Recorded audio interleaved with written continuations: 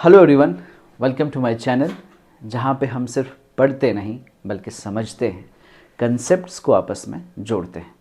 तो आज का जो हमारा टॉपिक रहने वाला है दैट इज़ क्लास 7 की हिस्ट्री बुक से चैप्टर 2, जो आपकी स्क्रीन पे लिखा दिख रहा है, Kings and kingdoms.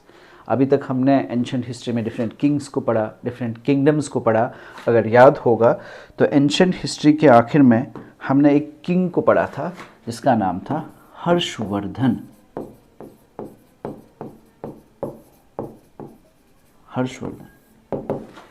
Harshvardhan is considered as the last powerful king, Hindu king of ancient India, है ना। Last powerful Hindu king of ancient India किसको माना जाता है? हर्षवर्धन को, है ना। इसके बारे में हमने पढ़ा। क्यों माना जाता है?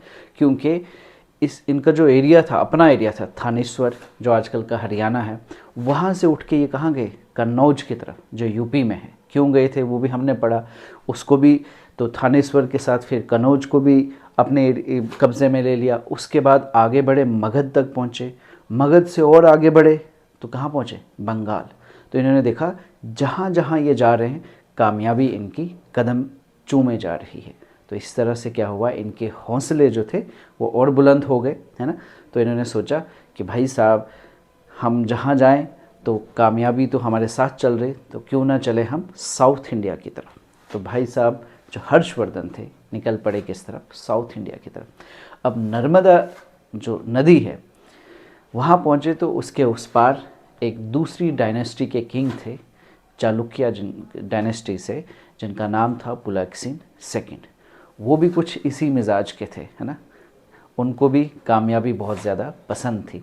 तो क्या हुआ, जब हर्षवर्धन और पुलकेशिन का आपस में टकराव हुआ तो वहाँ पे हर्षवर्धन की हार होती है और यहाँ पे वर्धन डायनेस्टी यानी हर्षवर्धन का भी खात्मा हो जाता है। और इस तरह से जो आखिरी पावरफुल किंग था हर्षवर्धन, जिन्होंने हिंदुस्तान के बहुत सारे पार्ट को, ठीक है ना, ईस्ट है, नॉर्थ वेस्ट है, नॉर्थ है, सेंट्रल है, इसको जोड़ के रखा था, एक एम्पायर खड़ी कर रखी थी, वहाँ पे इस एम्पायर का क्या होता है? खात्मा हो जाता है।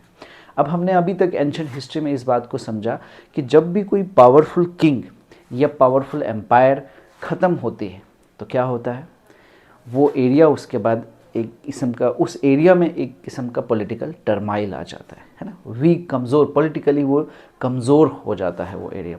तो जब पॉलिटिकली कमज़ोर होता है, कोई स्ट्रांग किंगशिप नहीं होती, तो क्या होता है कि जो बाहर वाले लोग होते हैं उनके लिए एक किस्म की अपॉर्चुनिटी मिल जाती है इन्वेड करने की, कि जाओ इस वक्त ये जो एरिया है यहाँ पे कोई ऐसा पावरफुल किंग नहीं है, तो जाओ, या तो खुद बस जाओ या लूट लो वहाँ जो लूट सकते हो। एक ये चीज़।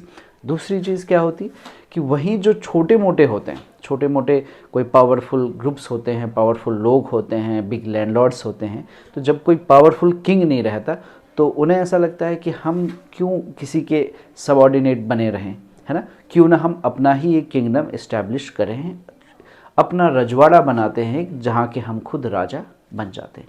तो क्या होता है कि वहाँ अपने लोकल जो नेटिव रूलर्स हैं वो इमर्ज होती, नई किस्म की डायनेस्टीज़ आती हैं, नए किंग्स बनते हैं, नए किंगडम्स बनते हैं। तो हमारा चैप्टर का जो नाम था वो भी कुछ ऐसा ही था, किंग्स एंड किंगडम्स। तो हमने देखा, हम एक हेडिंग, मोटी मोटी आप हेडिंग दोगे, 7th से लेके 12th सेंचुरी, 7th से लेके 12th सेंचुरी की आप एक हेडिंग दोगे, हम देखेंगे कि इस टाइम में जो इंडिया था, चूंकि कोई पावरफुल रूलर नहीं था या कोई बड़ी एम्पायर नहीं थी, कोई ऐसा रूलर नहीं था कि जिसने बहुत सारे एरिया को यूनिफाई करके एक स्ट्रांग एम्पायर बिल्ड की, ऐसा इस दौर में नहीं था। तो ये एरिया क्या हुआ, यहाँ पे आप कह सकते हो एक किस्म का पॉलिटिकल टर्माइल, जिसकी वजह से क्या होता है, क्या होता है, न्यू डायनेस्टीज, मतलब न्यू किंग्स हम कह सकते हैं, न्यू किंग्स, नए लोग सामने आ जाते हैं, नए लोग उठ के सामने आ जाते हैं और ख़ुद को राजा बना लेते हैं। एक ये चीज़ होता है। एक मैंने बोला कि बाहर वाले लोग जो हैं वो भी आ जाते हैं। बाहर वाले लोग क्यों आए, और स्पेशली इंडियन सब कॉन्टिनेंट पे क्यों? ठीक है ना। तो इंडियन सब कंटिनेंट जो था ये क्या था, रिच इन रिसोर्सेज, है ना, इसको सोने की चिड़िया बोला जाता है, मतलब रिसोर्सेज के हिसाब से मतलब इमेंस वेल्थ यहाँ पे होती थी। तो इसलिए जो भी बाहर वाले होती थी सबकी नज़र उस जगह पे होती थी कि यहाँ पे बहुत कुछ है, तो जैसे ही मौका मिले लूट लो। तो क्या हुआ, हम स्टेप बाय स्टेप एक एक चीज़ को पढ़ते हैं। सबसे पहले जैसे मैंने कहा कि फॉरेन इन्वेजन की बात करें, कि जब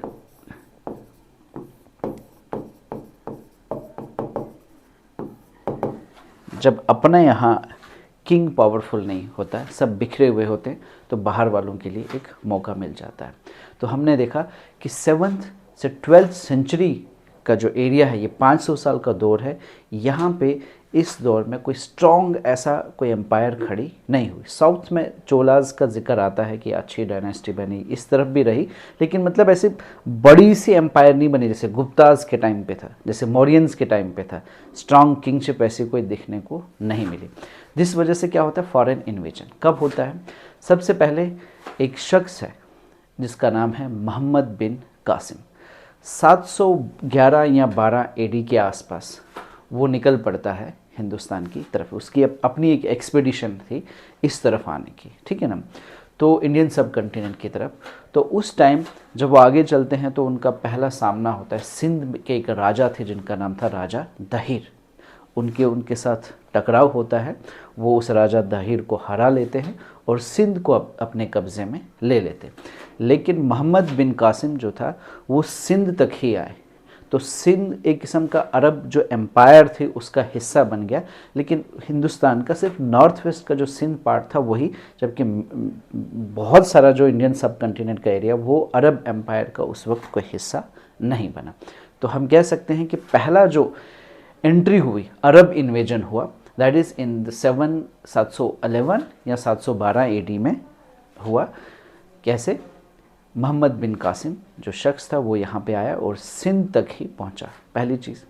फिर क्या हुआ, उसके बाद तकरीबन आप 300 साल की बात करो कि 300 साल, लगभग 3 सेंचुरी के बाद एक दूसरे शख्स थे महमूद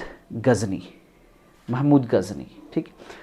मोहम्मद गजनी जो था उसे रेडर कहा जाता है, ठीक है। 1000 से 1027 तक का जो ये 27 साल का वक्त था, इसमें लगभग 17 बार इंडिया में आया और इंडिया की दौलत को लूट के लेके गया, जिसमें जो important one of the richest जो टेम्पल थे सोमनाथ, उसको भी लूटा गया। सोमनाथ जो गुजरात का टेम्पल था, तो उसे भी उसने लूटा।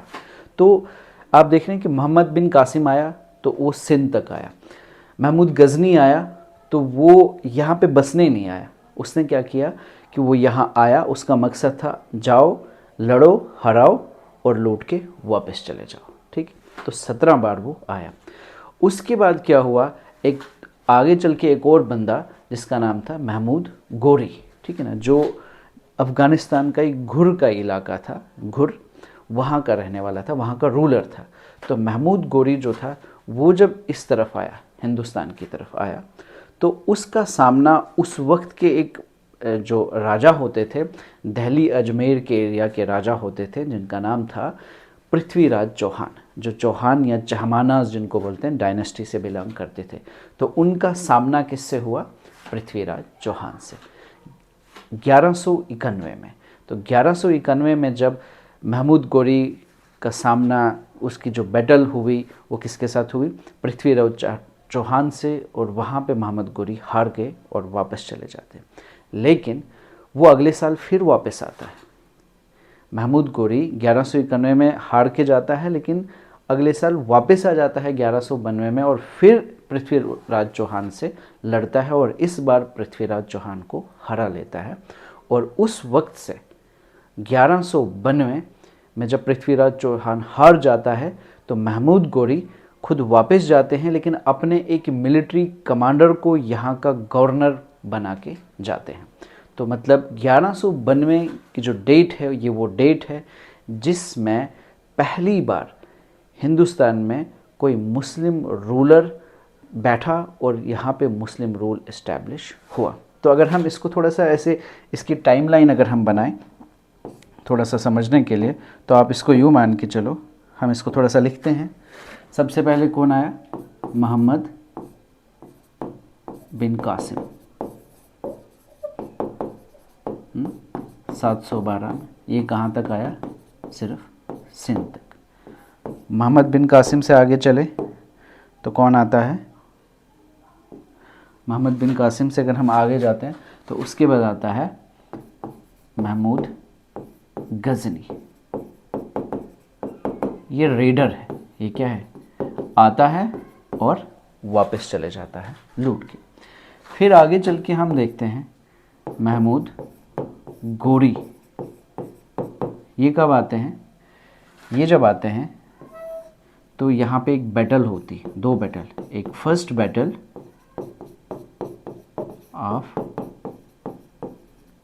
ये जो तराइन एरिया है ये हरियाणा के आसपास अभी भी जो है वो एरिया है, ये होता है 1191 में, जिसमें गोरी हार जाता है और वापस चले जाता है। लेकिन अगले ही साल सेकंड बैटल होती है 1192 में। तो 1192 में जो पृथ्वीराज चौहान है वो हार जाता है, उसको मार दिया जाता है और महमूद गोरी जो है अपने एक मिलिट्री कमांडर को यहाँ पे रख लेता है, जिसका नाम होता है, जिस मिलिट्री कमांडर का नाम होता है कुतुबुद्दीन ऐबक।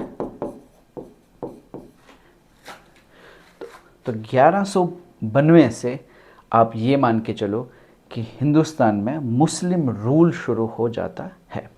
फिर क्या होता है आगे जाके, ये जो मोहम्मद गोरी है 1206 में, जो गोरी है मोहम्मद गोरी, इसकी डेथ हो जाती है। इसकी जब डेथ हो जाती है तो इसकी अपनी कोई औलाद नहीं थी, अपना कोई बेटा नहीं था जो तख्त संभाले। तो इसने क्या, जो जो एरिया भी इसके कब्ज़े में था उस एरिया में इसने अपने गवर्नर्स रखे हुए थे। तो जैसे ही इसकी डेथ हो गई तो जो भी इसके गवर्नर थे उन्होंने खुद को इंडिपेंडेंट करार दे दिया और अलग से वहाँ पे किंगडम्स इस्टेब्लिश कर ली। और ऐसे ही कुतुबुद्दीन ऐबक ने भी किया। कुतुबुद्दीन ऐबक ने क्या किया, जब गोरी की डेथ हो गई तो इसने पीछे गोरी जो अफ़गानिस्तान गुरीद से, उनसे रिश्ता नाता तोड़ दिया और बोला कि आज से यहाँ का राजा मैं और ये मेरी किंगडम। तो 1206 में एक डायनेस्टी शुरू हो जाती है जिसको हिस्टोरियंस कहते हैं स्लेव डायनेस्टी या ममलूक डायनेस्टी। कब शुरू हुई? 1206 में। तो ये वो वक्त है। इसे स्लेव डायनेस्टी क्यों कहा जाता है? क्योंकि ये जो कुतुबुद्दीन ऐबक था ये असल में एक स्लेव था, इसीलिए ममलूक डायनेस्टी भी इसको बोलते हैं। ये इसका अपनी कोई औलाद नहीं थी महमूद गोरी की, बल्कि इसका स्लेव था और स्लेव ही आगे चल के मिलिट्री कमांडर बना हुआ था। तो उस मिलिट्री कमांडर को यहाँ का गवर्नर बनाया था। तो इसी ने बाद में एक इंडिपेंडेंट किंगडम यहाँ पे इस्टेब्लिश की, जहाँ से मतलब मुस्लिम रूल शुरू होता। तो अगर हम देखें हम तो बेसिकली इसको कंसिडर किया जाए 1192 की जो डेट है, यहाँ से ऐसे माना जाता है कि दिल्ली सल्तनत या मुस्लिम रूल जो इंडिया में है वो शुरू होता है इस वक्त से। और ये जो एक डायनेस्टी जो इस्टेब्लिश होती है वो 1206 से। तो हमने देखा कि 7 से 12 जो हमने हेडिंग दी थी 7th से 12th सेंचुरी, इस दौरान हमने देखा कि क्या हुआ, बाहर वाले आने लगे, लूट के जाने लगे।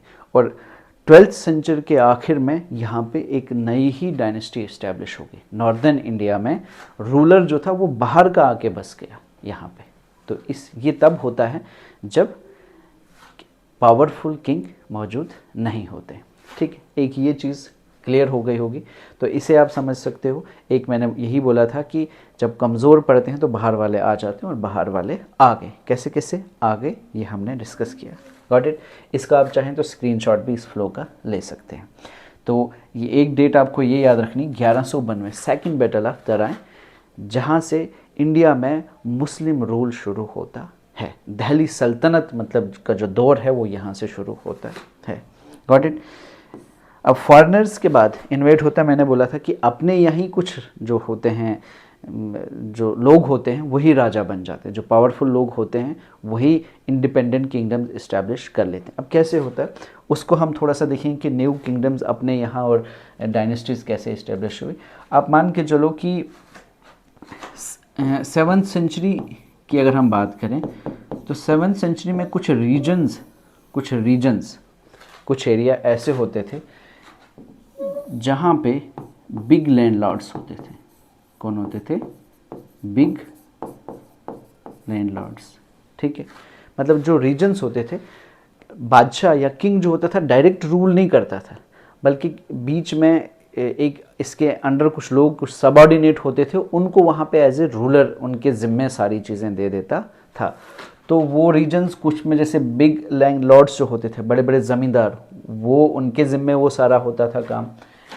या कहीं पे कुछ पावरफुल लोकल ग्रुप्स होते थे, उनके ज़िम्मे होता था काम। या कहीं पे कोई वॉरियर चीफ होते थे, वॉरियर चीफ्स, उनके ज़िम्मे। या कहीं पे कोई एग्जिस्टिंग पहले की कोई रूलिंग फैमिलीज होती थी,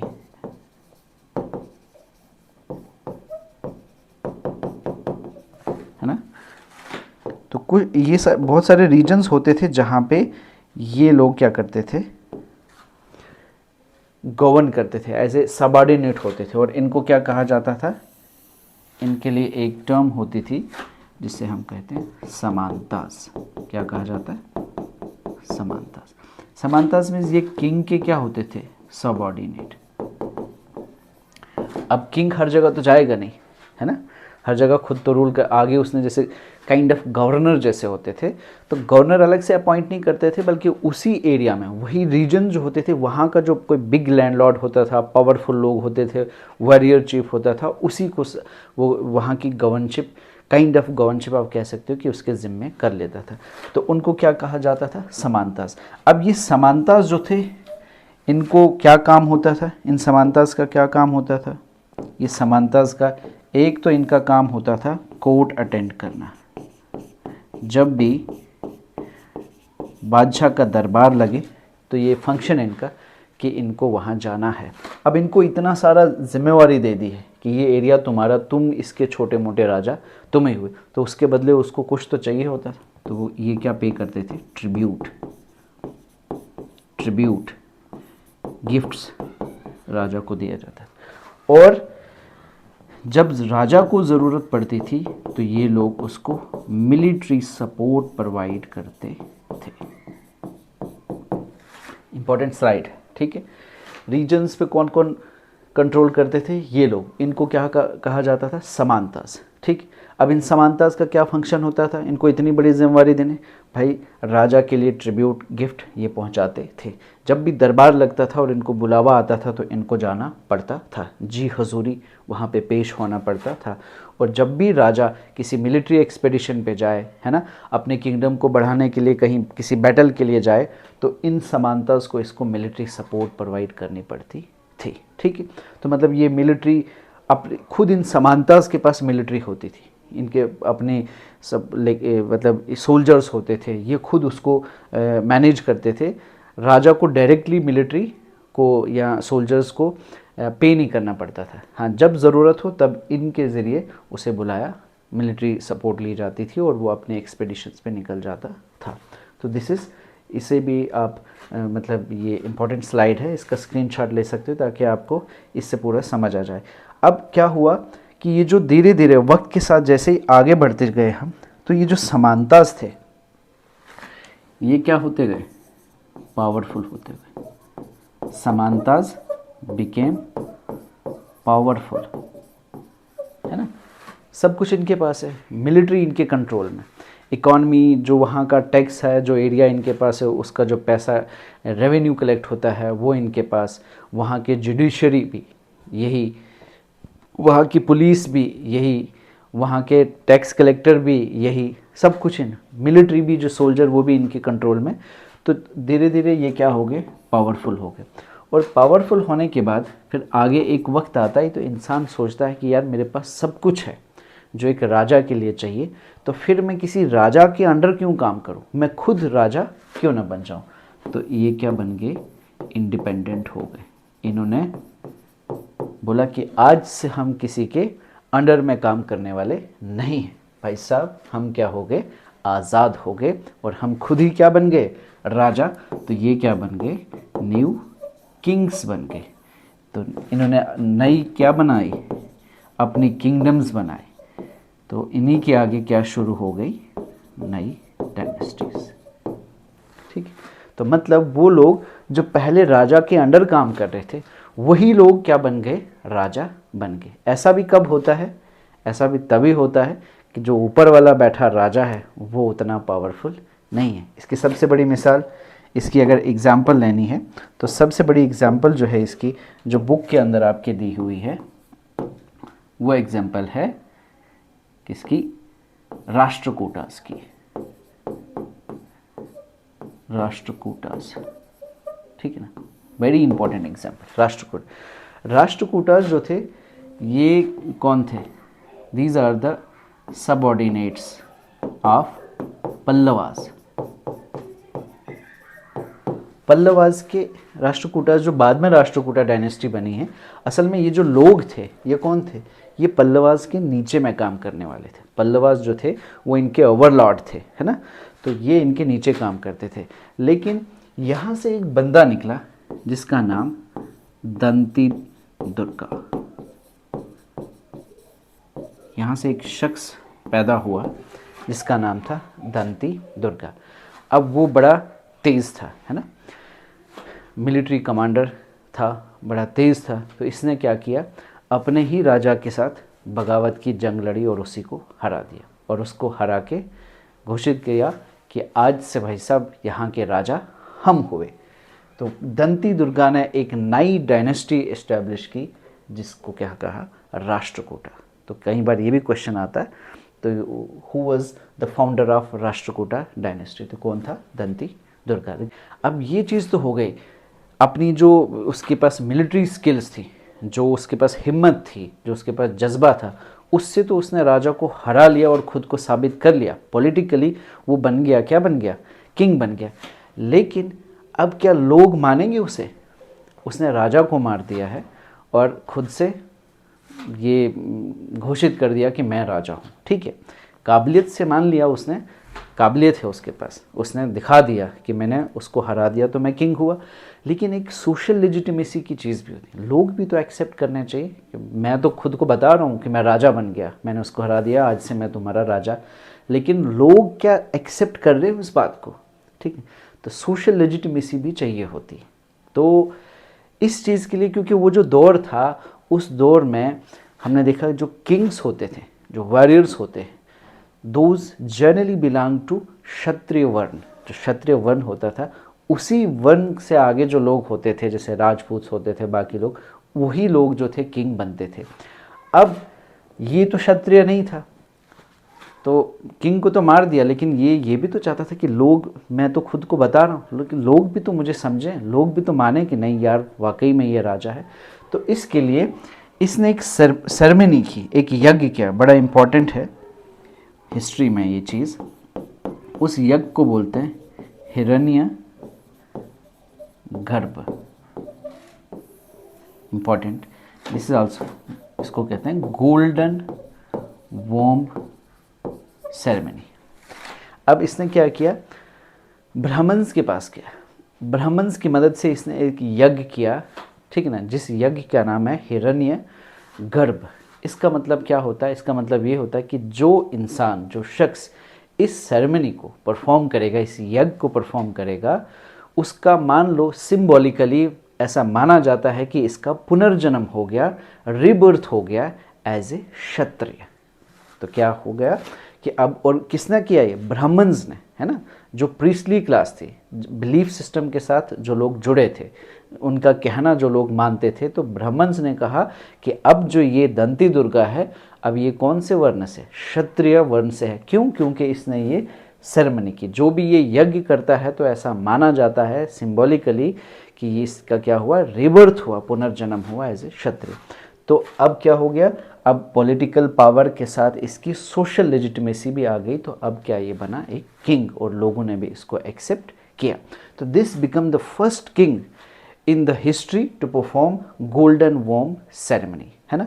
तो गोल्डन वॉर्म सेरेमनी क्या होता है, हिरण्य जिसको गर्भ बोलते हैं, तो इससे क्या होता है ये भी आपको पता होना चाहिए, और किस किंग ने ये किया था, ठीक है।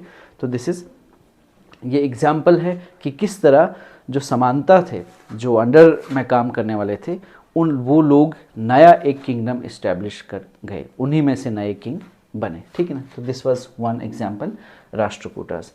यहाँ तक आप समझ गए होंगे। अब दूसरी एक बात आती है, एक दूसरी बात यह आती है कि वो बात यह है कि नॉट, हम ऐसा कह सकते हैं, not every new king was a समानता।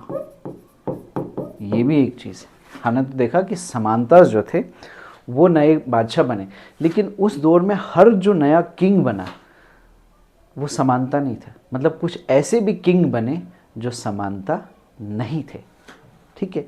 तो मतलब इस टेक्स्ट में, टेक्स्ट बुक में अगर आप देखोगे तो उसमें लिखा है कि बहुत सारे जो थे लोग जो थे, है ना, जो एम्बिशियस लोग थे फ्रॉम एंटरप्राइज फैमिलीज़, है ना, मतलब जो लोग जिनके अंदर कुछ कर गुजरने का जुनून था, जज्बा था, वो भी आगे जाके किंग बने, जिसमें सब उसकी भी जो एग्जाम्पल एक है हरिश्चंद्र, ठीक है ना। ये हरिश्चंद्र जो था ये एक किस्म का गुर्जारा प्रतिहारा, गुर्जारा प्रतिहारा जो डायनेस्टी उससे बिलोंग करता है, और ये कहाँ पे, राजस्थान में। ये भी क्या बना, किंग बना, लेकिन ये समानता नहीं था। इन्होंने क्या किया, इन्होंने हथियार उठाए, दे टुक टू आर्म्स, है ना, उन्होंने वो मिलिट्री, इनके पास स्किल्स थे, लेकिन इन्होंने सोचा कि हमें भी क्या बनना है, किंग बनना है। इनकी ऐसी इतना जुनून था, इनके अंदर इतना जज्बा था राजा बनने का, और इनके अंदर स्किल्स थे, तो इन्होंने हथियार उठाया और लड़े और बादशाह बने। ये लोग भी किंग बने, इनकी भी किंगडम्स बनी। और दूसरी एग्जाम्पल है इसी में मयूर आश्रमन, है ना, ये कहाँ का था, कर्नाटका का, जो कदम्ब डायनेस्टी से बिलोंग करता है, ठीक है। तो आप देख रहे हो, तो हमने देखा कि 7th से 12th सेंचुरी का जो दौर है, इस दौर में क्या क्या हुआ, नए किंग्स आए, नई डायनेस्टीज़ आई, नए किंगडम्स बने। कैसे बने, हमने देखा कुछ लोग समानताज थे, वही बगावत कर गए, और कुछ लोग जो समानता नहीं थे लेकिन उनके अंदर इतनी जुनून जज्बा था कुछ करने का, वो भी किंग बने। और हमने देखा कि बाहर से भी यहाँ पे लोग आए। तो अगर हम मोटा मोटा देखेंगे तो उस वक्त की जो इम्पोर्टेंट कुछ डायनेस्टीज़ जो थी उसको अगर हम देखेंगे, मैं थोड़ा सा अगर मैप बनाता हूँ रफली, आजकल के इंडिया का मैप हम अगर बनाते हैं रफली,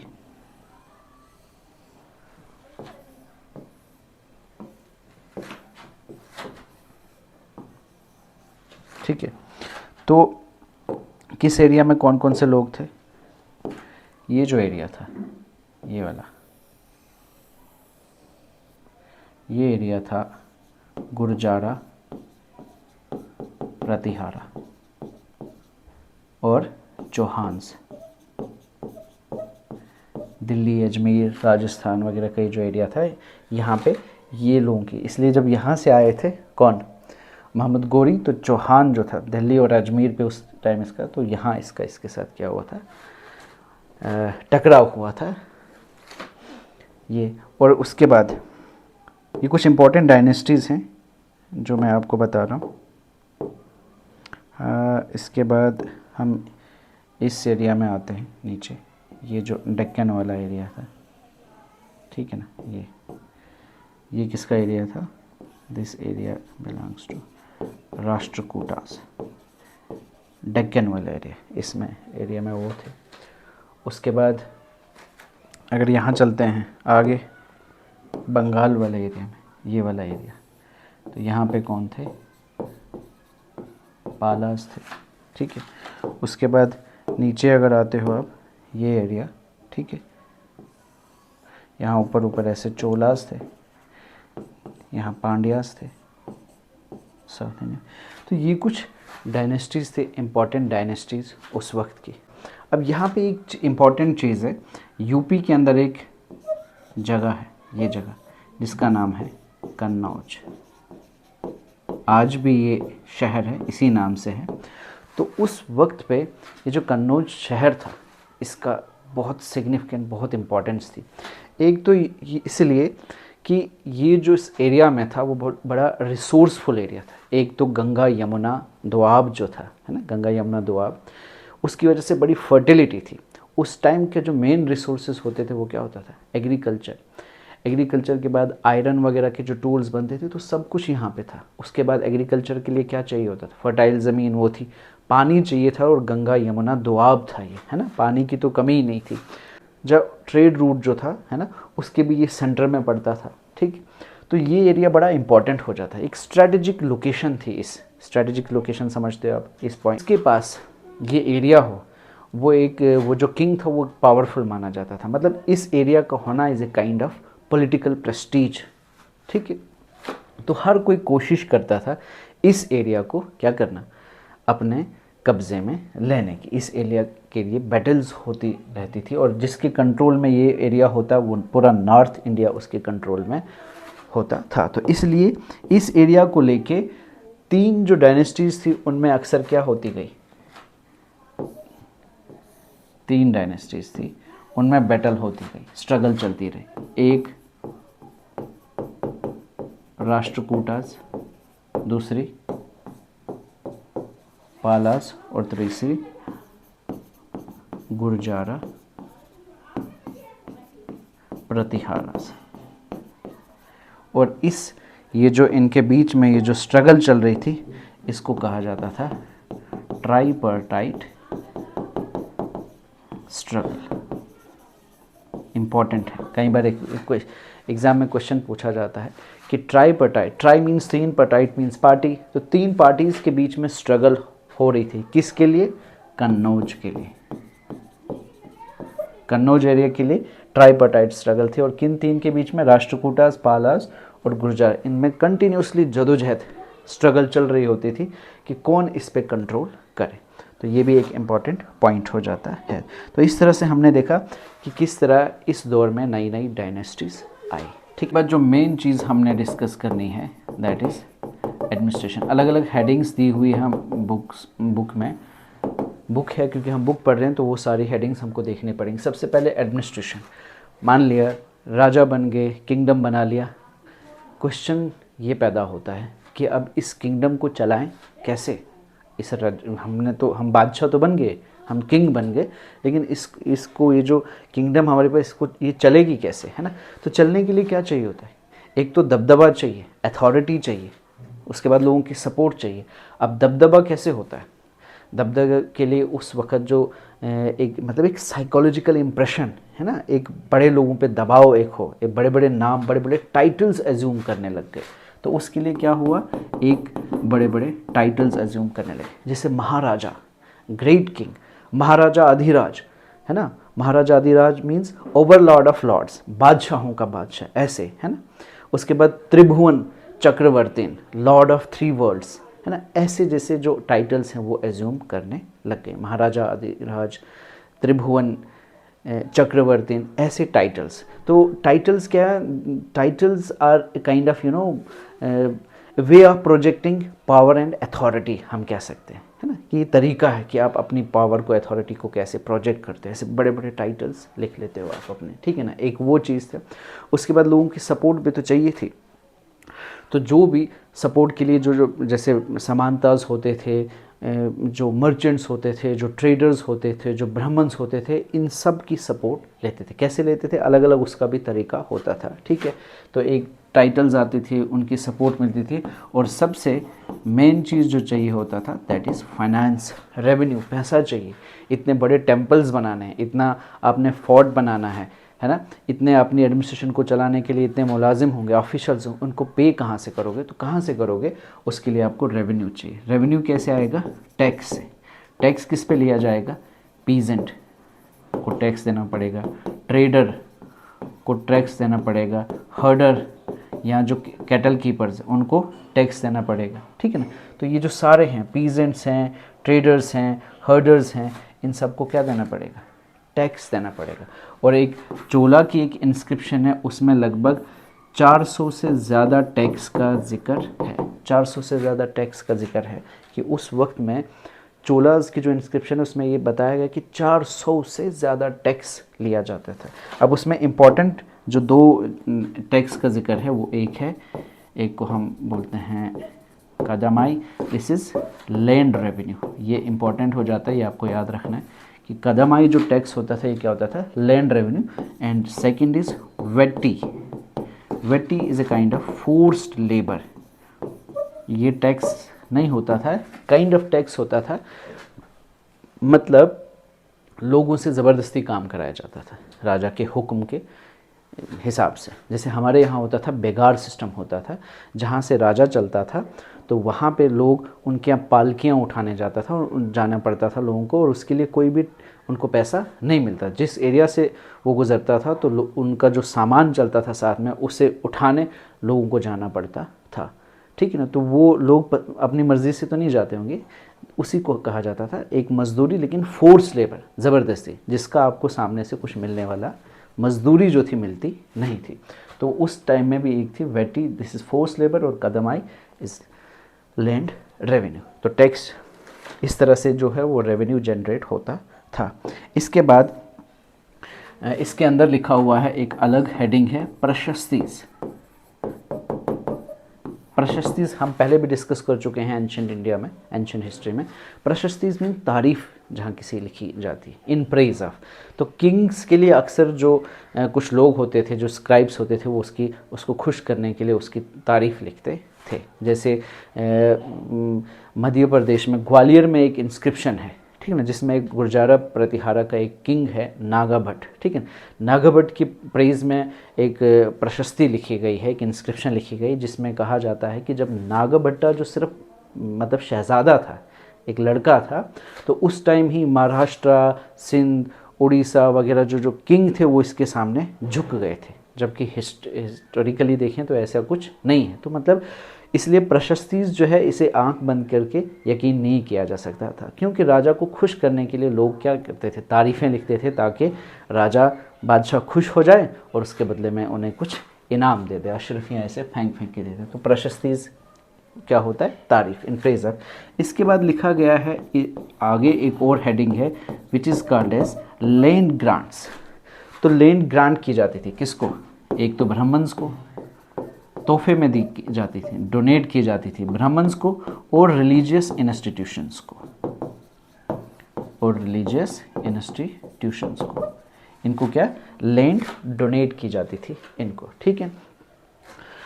अब और ये जो लैंड डोनेट की जाती थी तो इसका एक रिकॉर्ड होता था, इनको कॉपर प्लेट्स पे इनको लिखा जाता था। कॉपर जो होता था उसकी प्लेट्स ऐसे होती थी, उस पर मतलब खुदवाया जाता था, और नीचे एक स्टैंप लगती थी, एक स्टैंप, रॉयल सील जो होती थी वो लगी जाती थी, जिस पे जो पूरा रिकॉर्ड होता था। अब ये रिलीजियस इंस्टीट्यूशन को जो लैंड ग्रांट की जाती थी, इसका क्या मतलब था, मान लो किसी मंदिर को लैंड ग्रांट कर ली, तो उस लैंड से जो भी रेवेन्यू जनरेट होता था वो किसको जाता था, उस मंदिर को मेंटेन करने में, ठीक है। वैसे ही जो ब्राह्मण्स को दे दी तो उससे जो भी रेवेन्यू जनरेट होता था वो उस ब्राह्मण को मिलता था। अब इसमें उस लैंड से फिर जो कुछ हो, है ना, उसमें पान के पत्ते बिकते थे तो वो लैंड रेवेन्यू आता था, तो वो कोई फॉरेस्ट प्रोड्यूस होता था वो भी उन्हीं को।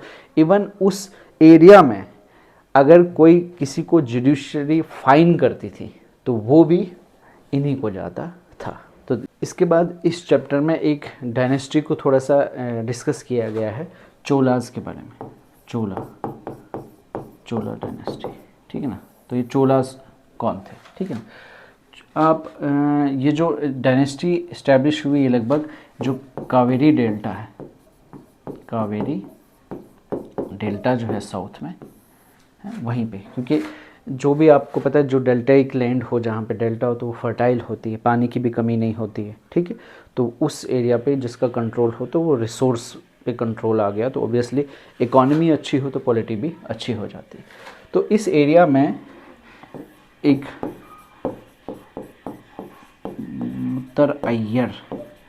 मुत्तर अय्यर जो थे इनके कंट्रोल में होता था ये कावेरी डेल्टा, ठीक है ना। ये जो थे these were subordinates of Pallavas.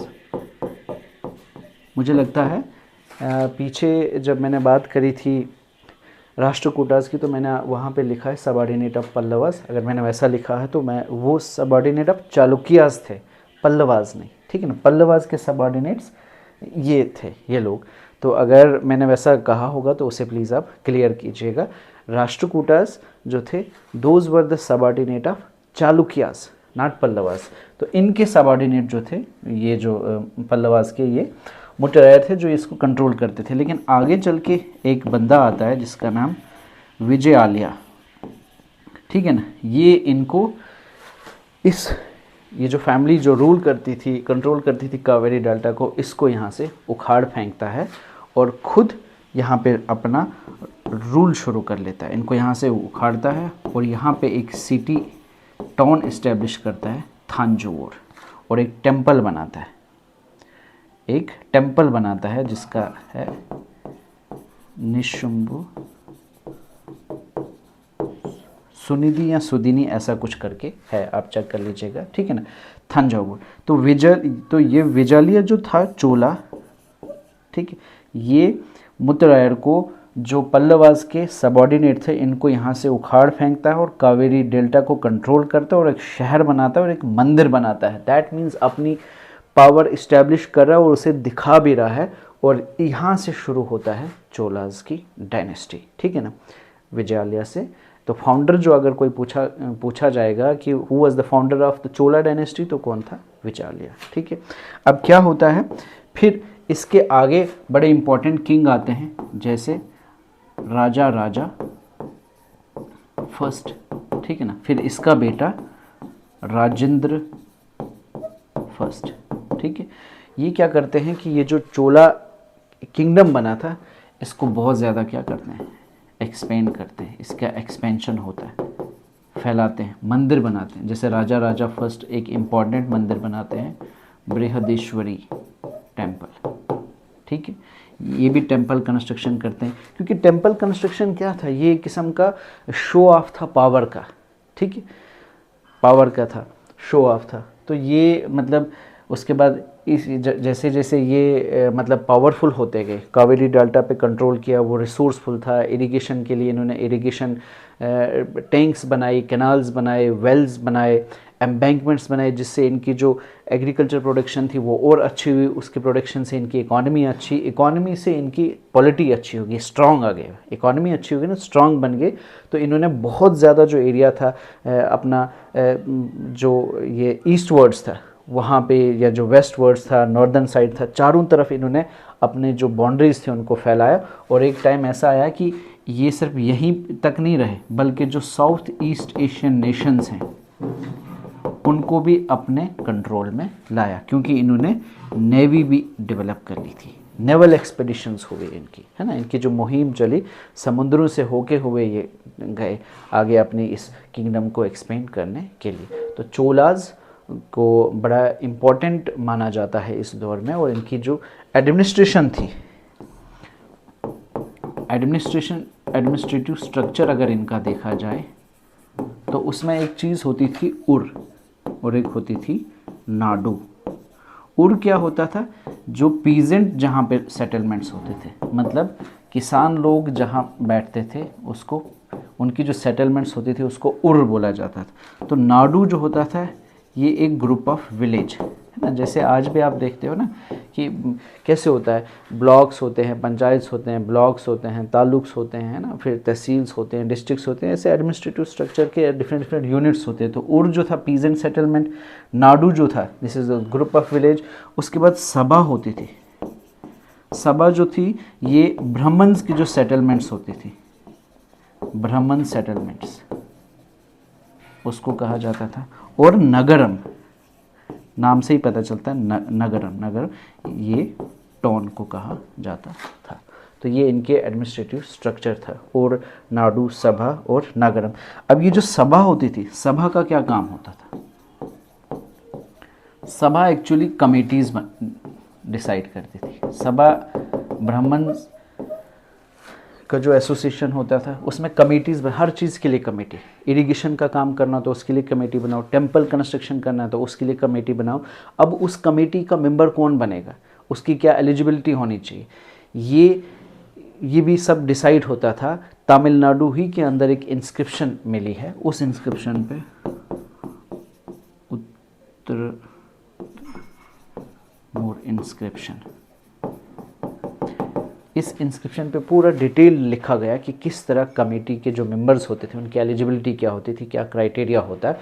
और लिखा है कि जो भी मेंबर्स एलिजिबल होते थे तो उनका ऐसे पर्चियाँ डाली जाती थी किसी पॉट में, फिर किसी छोटे बच्चे को बोला जाता था कि अगर 5-10 लोग एलिजिबल हैं और हमें चाहिए 3 ही, तो उन 10 लोगों के नाम डाले जाते थे। फिर एक लॉटरी सिस्टम से बच्चा 3 पर्चियाँ निकालता, जिसका नाम आता वो उस तरह से सिलेक्ट होते थे। ठीक है, तो ये था उनका एडमिनिस्ट्रेटिव स्ट्रक्चर। ठीक है, एडमिनिस्ट्रेटिव स्ट्रक्चर के बाद अगर हम देखें तो इस टाइम में इनका जो स्कल्पचर था, जो आर्ट था, चोलास का जो ब्रोंज स्कल्पचर था, ये पूरे वर्ल्ड में एक फाइनेस्ट स्कल्पचर माना जाता है। जो मेटालिक जो आर्ट था ब्रोंज को लेके, ये जैसे नटराज एक बहुत मतलब एग्जाम्पलरी एक मास्टरपीस जो है स्कल्पचर में, वो नटराज है जो चोलास की ही क्या थी, मतलब इन्हीं का आर्ट था। ठीक है, इसके बाद इसमें एक और इम्पॉर्टेंट चीज़ है, उसमें टाइप्स ऑफ लैंड।